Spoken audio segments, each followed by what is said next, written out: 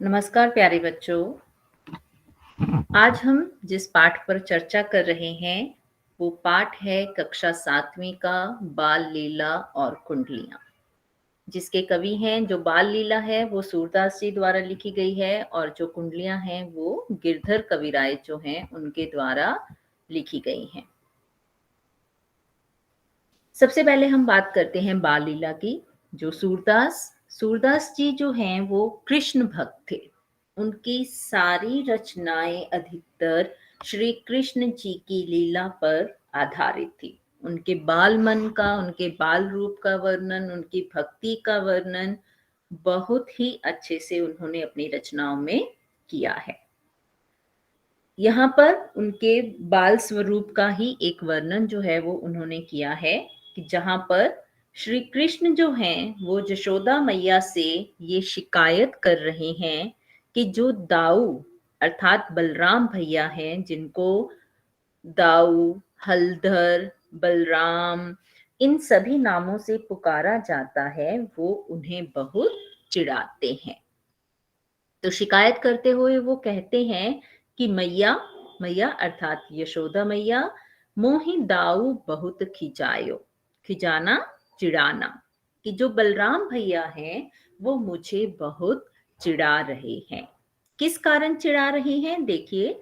Moso कहत मोल को लीनो, तो ही जसुमती कब जायो। मोसो मुझे, कहत कहते हैं, मोल लीनो अर्थात खरीदा गया है, तो ही तुम जसुमती यशोदा मैया कब जायो, उनकी तरफ जायो अर्थात पैदा किया हुआ, कि तुम्हें, मुझे कहते हैं कि तुम्हें खरीदा गया है, तुम जसुमती अर्थात यशोदा मैया द्वारा पैदा किए नहीं हो, तुम उनके पुत्र नहीं हो, तुम्हें मोल देकर, पैसे देकर खरीदा गया है।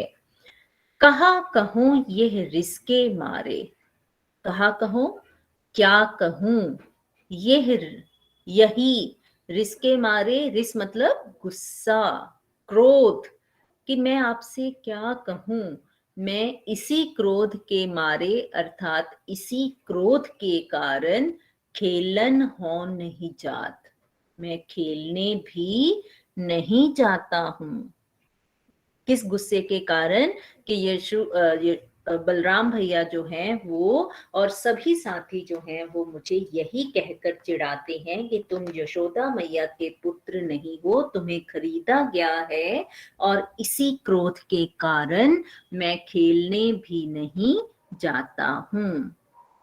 पुन पुन कहत, पुनि पुनि अर्थात पुनः पुनः, दोबारा, बार बार, कहत कहते हैं, कौन है माता, कि तुम्हारी माता कौन है, कौन तिहारो तात, तात कहते हैं पिता को, कि वह बार बार पुनः पुनः मुझसे यही कहते हैं कि तुम बताओ कौन तुम्हारी माता है और कौन तुम्हारे पिता हैं।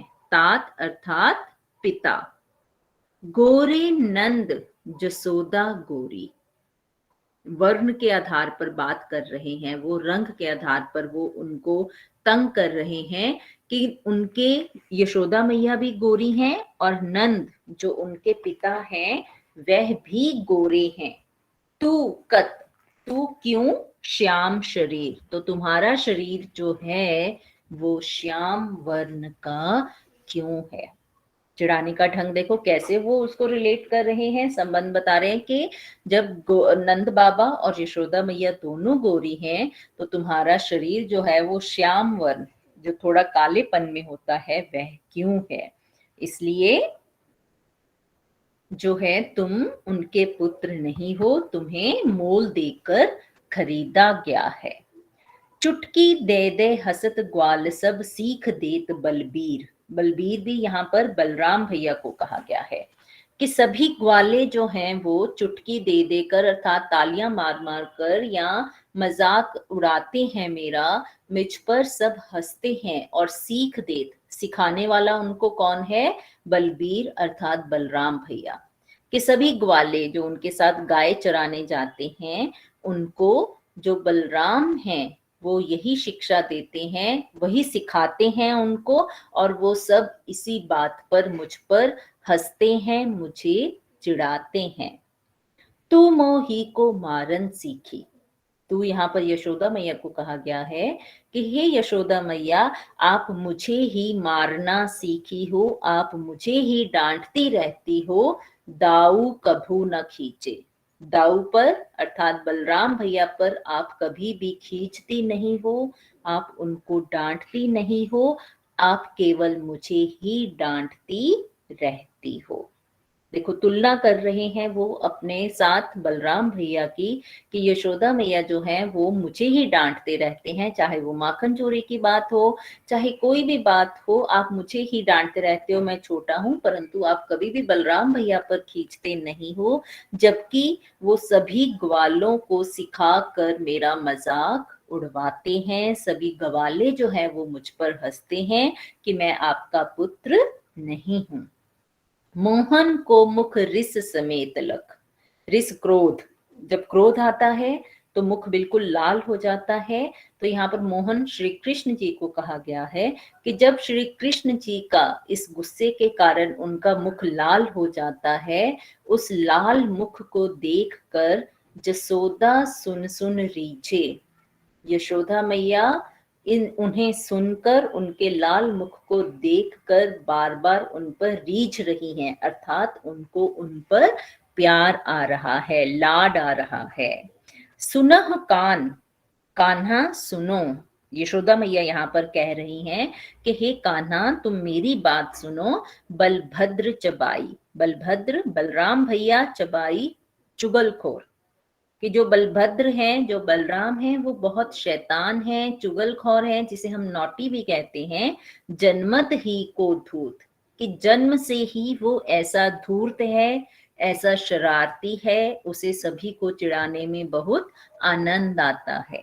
यशोदा मैया यहाँ श्री कृष्ण जी के गुस्से को शांत करने का प्रयास कर रही हैं और उन्हें कहती हैं कि आप बलराम की बात का बुरा मत मानो, वह जन्म से ही ऐसा है। कई बार छोटे बच्चों को समझाने के लिए, उनको शांत करने के लिए माताएं जो है वो ऐसी बातें बोलती हैं, तुलनात्मक उनका वो करती हैं कि उनको बताती हैं कि नहीं नहीं, वो तो ऐसा ही है, तुम शांत हो जाओ, तुम ही मेरे प्यारे पुत्र हो।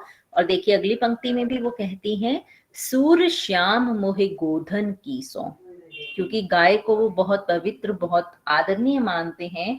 तो वो सूरदास जी कहते हैं कि ऐसे ही तुलसी सॉरी जो यशोदा मैया है वो श्री कृष्ण जी को कहती हैं कि मुझे गाय की सौगंध, सौ मतलब सौगंध, मैं माता तू पूत, कि मैं ही तुम्हारी माता हूं और तुम ही मेरे पुत्र हो। चाहे बलराम ग्वाले कुछ भी कहते रहें, तुम्हें चिढ़ाते रहें, परंतु ये 100% सच सत्य है कि मैं ही तुम्हारी माता हूं और तुम ही मेरे पुत्र हो।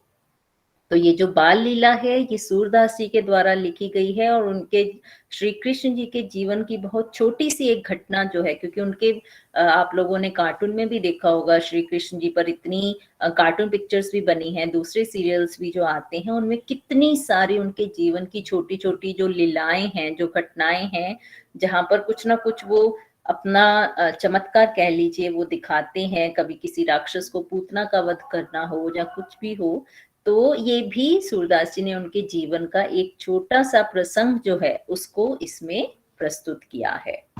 अब हम बात करते हैं कुंडलियों पर। कुंडलियां जो हैं वो गिरधर कविराय जो है हमारे, उन्होंने इनको लिखा है और इनको इसमें एक नीति, एक जीवन को कैसे जीना चाहिए, कुछ नियम, कुछ असूलों के बारे में उन्होंने बताया है। और जहां इस कुंडली में उन्होंने बताया है कि हमें कोई भी काम जो है वो बिना विचारे नहीं करना चाहिए। वो कहते हैं ना, पहले तोलो फिर बोलो, ऐसे ही पहले सोचो कि आप जो कार्य कर रहे हो वह कार्य करने में आप सक्षम हो या नहीं हो, और अगर वो कार्य नहीं हो पाता है तो उसके दुष्परिणाम जो हैं वो क्या हो सकते हैं, उनके बारे में इसमें गिरधर जी ने बताया है। बिना विचारे जो करे सो पाछे पछताए, कि अगर हम बिना विचारे, बिना सोच के, बिना समझ के अगर हम कोई कार्य करते हैं तो उसके लिए हमें बाद में, पाछे अर्थात बाद में पछताना पड़ता है। काम बिगाड़े आपनो जग में होत हसाए।